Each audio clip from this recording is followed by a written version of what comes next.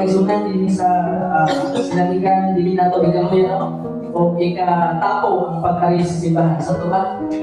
Amen. Kaya namuna ang Ginoo wala din siya gitapo, wala po siya gigapoy sa pagkatima na to.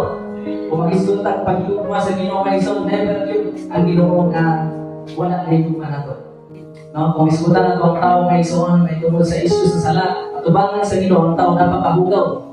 Amen. Pero taliwala kahugaw kayo kita ang isang tao wala itali kayo sa Ginoo. Amen. Ato nang realize kita bitaw ang tuta sa merkado ng isuan makita tagtaw na hugaw proyek.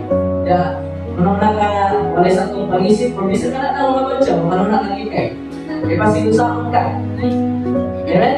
Pero ang Ginoo ay isa sa kahugaw ta, usang sa kahugaw ang tao sa never yun, ang Ginoo nilingkay sa matapusan na ito. Pili lang palang bata na itong Ginoo. Amen?